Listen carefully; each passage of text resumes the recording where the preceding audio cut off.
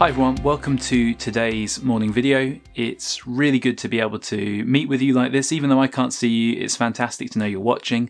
And you'll know maybe by this point that we're in the middle of a little series thinking about what it looks like for us as a church to be making, maturing and mobilizing disciples of Jesus. And this morning we're going to be thinking about that third M, mobilizing. And to be honest with you, when we first tried to think about how we would communicate this vision more widely, we didn't have the category of mobilizing. But as we thought together about the sorts of things that people do in church life, the ways that we use the gifts that God has given us to serve one another and to be a part of Him advancing His kingdom, we realized there are lots of ways that people use gifts that releases other people into service or enables other people to use their gifts, makes it possible for other people to make and mature disciples. And so we scratched around for a name to describe this, and of course, having a couple of preachers in the room, it had to be three beginning with M, so we went for mobilizing. But that's what we're talking about here.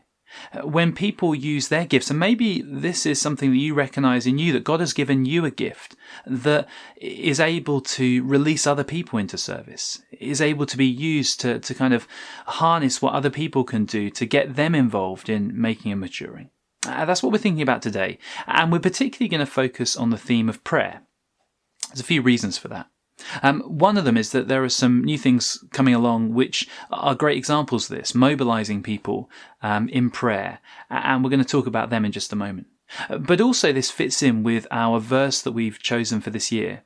For the year of 2021, we've been thinking together when we're in the middle of a series in our Sunday teaching on Romans chapter 12, verse 12, where Paul encourages us to be joyful in hope, to be patient in affliction, and to be faithful in prayer. And actually this Sunday morning, we're going to be thinking about that final little phrase there, to be faithful in prayer. And of course, at difficult times, God calls us to prayerfulness, doesn't He? But it can sometimes be a challenge, especially at times like this when we're feeling really disconnected from one another, to know how we pray or how we should pray. To know what to pray for one another. We feel maybe as though we've lost touch with people. We feel as though there's a lack of connection. We don't know what's going on in other people's lives. Or maybe I'm talking to some of you this morning who have joined Lansdowne Church and connected with us during this pandemic. And so you don't know the faces of other people in the church. You have limited kind of connections with us, and you'd love to pray with us. You'd love to be faithful in praying, but you're not sure how to pray. Well, I want to let you know this morning about a number of ways that you can be informed about what's happening in the church life, that you can join with us in prayer. One of them you might already know about and you may already receive already. Each week, and we've been doing this for ages, we prepare a prayer and events diary. It comes out with one side full of things that you can be praying about, the other side full of stuff that's going on in the life of the church. And this comes out by email every single week. And we're really grateful to people in the church office and others who feed into it, who prepare this. And everyone who's on our email mailing list, who gets our weekly emails and other things like that, should receive it each week. So you can be praying in an informed way. You can be faithful in prayer together with us. And so we're grateful for those mobilizers who put it together. Another thing which has been running for years and has kind of moved into a new phase, a new chapter recently, is our prayer chain.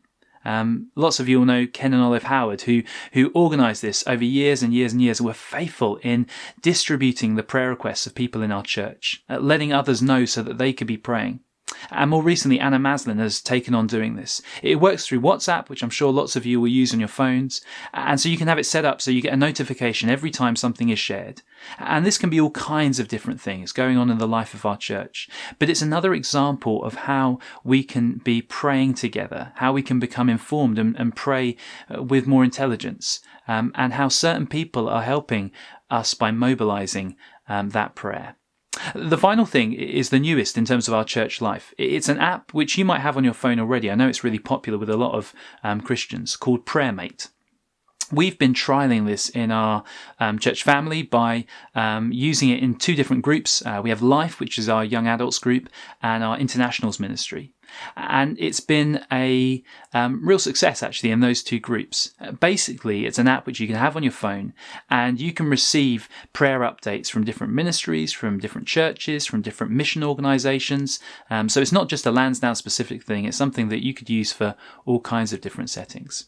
And we are using this at the moment in a sort of trial way, and we're going to be adding in different areas of kind of church life, different things that you can be praying about. But it's a way that you can stay up to date on the ways that you can be praying with us. And so I'd encourage you to find out more about that. You can load it onto your phone and get subscribed to the Lansdowne feeds from that. If any of those things, whether it's the prayer and events diary, access to the prayer chain on WhatsApp, or access to PrayerMate, you can contact the church office and find out a bit more about what's involved with those and how you can receive prayer information. But those are examples of how we can benefit from those who have mobilizing gifts.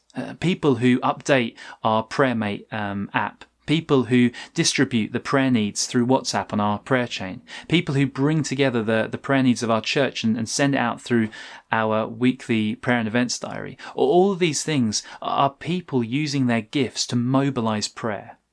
And when we think about what prayer does, we see that these three M's of making, maturing and mobilizing, they're not separate and kind of in their own containers. They overlap and they interrelate with each other.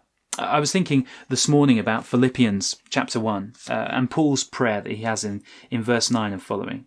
He says, "This is my prayer, that your love may abound more and more in knowledge and depth of insight, so that you may be able to discern what is best, and may be pure and blameless for the day of Christ, filled with the fruit of righteousness that comes through Jesus Christ, to the glory and praise of God." Now just imagine if more and more people in our church life are praying prayers like that, for individuals, for groups, for things that are starting up like Christianity Explored, for our impact in the Townsend area or in Lansdowne Road as we reconnect in all kinds of ways with that part of town. As we pray like that, we are going to be asking God to work powerfully through us and through others to make and to mature disciples. And that is made more possible, isn't it, when we are mobilized by people who share those prayer requests with us. You can see how these all link together.